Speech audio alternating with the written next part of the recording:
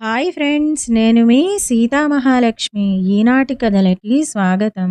ఈరోజు మనం మంత్రగత్తె అందమైన అమ్మాయిలు అనే సిక్కిం జానపద కథని చెప్పుకుందాం. మన దేశంలో ఈశాన్య దిశగా కొండల మధ్య ఉన్న పర్వత రాష్ట్రం సిక్కిం. హిమాలయ పర్వతాల పాదతలంలో ఉన్న ఈ రాష్ట్రానికి ఎగువన ప్రపంచంలోనే మూడవ ఎత్తైన పర్వత శిఖరమైన కాంచనజంగా ఉన్నది. మనోహరమైన ఈ కొండ పాదతలంలోని లోయలో అందమైన వనం మధ్య ఉన్న చిన్న గుడిసెలో ఇద్దరు అందమైన అమ్మాయిలు నివసిస్తూ ఉండేవారు. వాళ్ళిద్దరూ అక్కా చెల్లెళ్ళు. అక్క పేరు కోంతార్హాప్, చెల్లెలి పేరు జార్కర్హాప్. కోంతార్హాప్కు అందమైన కంఠస్వరం ఉండేది. ఆమె పాడితే పువ్వులు వికసించేవి. ఆ పాటకు చెల్లెలు నాట్యం చేస్తే పులి, సింహం, ఎలుగుబంటి, చిరుతపులి వంటి వన్యమృగాలు సైతం ఆమెతో కలిసి నాట్యం చేసేవి. ఆ వనానికి అధిపతి రూముదేవుడు. చాలా అద్భుతమైన అరుదైన పుష్పాలకు నిలయమైన ఆ వనాన్ని అక్కా చెల్లెళ్ళు జాగ్రత్తగా సంరక్షించుకుంటూ వచ్చారు. ముఖ్యంగా ఆ పరిసరాల్లో నడయాడే లయాంగ్బార్ మంత్రగత్తె టయాంగాప్ నుంచి దానిని కాపాడుకుంటూ వచ్చారు. మనుషులను స్వయంగా వెళ్ళి పీడించే ముందు ఆ మంత్రగత్తె వాళ్ళ కలలో కనిపించి హడలగొట్టేది. కోరిన రూపాన్ని ధరించే శక్తి ఆ మంత్రగత్తెకు ఉండేది. దాని దుష్టశక్తుల ప్రభావాన్ని ఎదుర్కొనే శక్తి ఎవరికీ ఉండేది కాదు. ఒక రోజున జార్కర్ హాప్కు ఒక వింత కల వచ్చింది. తన అక్క బంగారు దిండును టయాంగాప్ లాక్కున్నట్టు కలగన్నది. భయంతో కీచుమని కేకపెడుతూ ఆమె లేచి కూర్చున్నది. ఆమె ఏడుపు విని కోంతార్హాప్ కూడా లేచింది. ఇద్దరూ విచారంతో తలలు పట్టుకున్నారు. టయాంగాప్ తమ మీదికి దాడి చేసే సమయం సమీపించిందని గ్రహించి అక్కా చెల్లెళ్ళిద్దరూ భయంతో ఆలోచించసాగారు. మంత్రగత్తె వస్తే ఎలా తప్పించుకోవడమా అని అక్కా చెల్లెళ్ళు తీవ్రంగా ఆలోచిస్తున్నప్పుడు ఒక అందమైన యువతి వనంలో తిరుగాడుతుండడం వాళ్ళ కంటబడింది. అది ఎవరై ఉంటారు? మారువేషంలో వస్తున్న మంత్రగత్తె కాదు కదా అన్నది కోంతార్హాప్ భయంతో వణుకుతూ. చెల్లెలు వెంటనే బంగారు దిండును తీసి గుండెలకు అదుముకుంటూ, సందేహం లేదు, ఇది టయాంగాప్ మంత్రగత్తె అయి ఉంటుంది. చూడు చూడు, అది తిన్నగా మన దగ్గరికే వస్తున్నది అన్నది కన్నీళ్లు కారుస్తూ. దర్జాగా నడిచి వచ్చిన ఆ యువతి వాళ్ల పక్కన కూర్చుంటూ, మీలాంటి అందమైన అమ్మాయిలను నేనెక్కడా చూడలేదు. మీ అందచందాలను చూసి లయాంగ్బార్ రాజు మిమ్మల్ని ప్రేమించడంలో ఆశ్చర్యం లేదు. ఆయన మిమ్మల్ని పెళ్లాడాలనుకుంటున్నాడు. మీ ఇద్దరినీ అక్కడికి తీసుకువెళ్ళడానికే నేనిప్పుడు వచ్చాను. బయలుదేరండి. త్వరగా బయలుదేరారంటే సాయంకాలానికల్లా అక్కడికి చేరుకోవచ్చు అన్నది నవ్వుతూ. మేము ఇక్కడే సంతోషంగా ఉన్నాం. రాణులు కావాలన్న కోరిక మాకు లేదు. పైగా రాణులు అయ్యే అర్హత కూడా మాకు లేదు. దయచేసి మమ్మల్ని మా మానాన వదిలిపెట్టు అన్నది కోంతార్హాప్. ఈ మాటలు టయాంగాప్కు ఆగ్రహం కలిగించాయి. తను వేసిన పథకానికి ఆటంకం కలగడంతో, ఇది రాజాజ్ఞ. దీనిని మీరు అతిక్రమించలేరు. త్వరగా తెమలండి. మర్యాదగా లయాంగ్బార్కు నాతో రండి అని హెచ్చరించింది. అక్కా చెల్లెళ్ళు హడిలిపోయారు. ఆ యువతి మంత్రగత్తె అనే వాళ్ళ అనుమానం బలపడసాగింది. కోంతార్హాప్ ఆ యువతిని శాంతింపజేయడానికి ప్రయత్నిస్తూ, కోపగించుకోకు, ఆకలిగా ఉన్నట్టున్నావు, ముందు ఏదైనా తిను అంటూ ఆ యువతి ముందు ఒక పళ్ళెం నిండా అన్నం, వేయించిన ఒక గొర్రెను ఉంచింది. వెంటనే దానిని తినేసి ఆ యువతి ఇంకా కావాలన్నది. వంటగదిలో ఉన్నదంతా తెచ్చి ఆ యువతి ముందు ఉంచారు. ఆ యువతి దానిని క్షణాలలో ఖాళీ చేసేసింది. దాన్ని చూసిన అక్కా చెల్లెళ్ళు ఆ యువతి మంత్రగత్తె టయాంగాప్ తప్ప మరొకరు కాదన్న దృఢ నిర్ణయానికి వచ్చారు. తినడం పూర్తి కాగానే, ఇంకా ఎందుకు ఆలస్యం, పదండి పదండి అన్నది టయాంగాప్. మాకు ఇక్కడ చాలా పనులున్నాయి. పొలం దున్నాలి, విత్తనాలు చల్లాలి అన్నది కోంతార్హాప్. ఆ విచారం మీకొద్దు. ఆ పనులన్నింటినీ నేను చిటికెలో పూర్తి చేసేస్తాను అన్నది ఆ యువతి. ఆ తర్వాత ఆమె ఏదో మంత్రం చెబుతూ చేయి ఊపింది. అంతే, పొలం దున్నడం, విత్తనాలు చల్లడం క్షణాలలో పూర్తయ్యాయి. మీరు చెప్పిన పనులు అయిపోయాయి కదా! బయలుదేరండి మరి అన్నదా యువతి. ఇంకా నేను వడ్లు దంచాలి, వస్త్రం నేయాలి. అవన్నీ పూర్తి చేశాకే నీతో రావడం సాధ్యం అన్నది జార్కర్‌హాప్. ఆ పనులను కూడా ఆ యువతి తన మాయాజాలంతో క్షణాలలో పూర్తి చేసేసింది. ఇక ఏ సాకు చెప్పడానికి వీలు లేక అక్క చెల్లెళ్ళు ఆ యువతి వెంట బయలుదేరక తప్పలేదు. కొంత దూరం నడిచి వాళ్ళొక నదీ తీరాన్ని చేరుకున్నారు. అక్కడి నుంచి రాజభవనం కనిపిస్తున్నది. దాన్ని చూడగానే ఆహా! రాజభవనాన్ని సమీపించాము. ఇకపై ఎలాంటి ముప్పు రాదు. బహుశా ఈ యువతి నిజంగానే రాజు పంపిన మనిషేనేమో అన్నది కోంతార్‌హాప్ చెల్లెలితో ఎంతో ఆశగా. అయితే ఆ వచ్చిన యువతి 4 అడుగులు ముందుకు వేసి నిలబడి వెనక్కు తిరిగి చూసింది.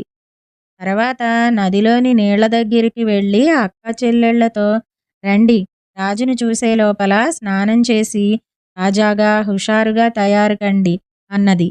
మోంతార్‌హాప్ నీళ్లలోకి వంగి ముఖం కడుక్కోవడానికి దోసిలితో నీళ్లు తీసుకోబోయింది. ఇంతలో టయాంగాప్ ఆమెను ఒక చేపగా మార్చి నీళ్లలోకి విసిరివేసింది. జార్కర్‌హాప్ దీనిని చూసి భయంతో వణికిపోయింది. అక్కడి నుంచి పరిగెత్తి పోవడానికి ప్రయత్నించింది కానీ టయాంగాప్ ఆమెను పట్టుకొని భయపడకు, నువ్వు నా మాట విన్నంత వరకు నీకు ఏ హాని చేయను అన్నది. ఆ తర్వాత మంత్రగత్తె తన రూపాన్ని కోంతార్‌హాప్‌లా మార్చుకుని ఇప్పుడు నేను నీ అక్కలాగా కనిపిస్తున్నాను కదూ అన్నది. జార్కర్‌హాప్ ఆశ్చర్యంతో దిమ్మెరబోయింది. ఆమెకు నోట మాట రాలేదు. మంత్రగత్తె టయాంగాప్ అచ్చంగా తన అక్కలాగే ఉంది. ఇద్దరూ రాజభవనం చేరుకున్నారు.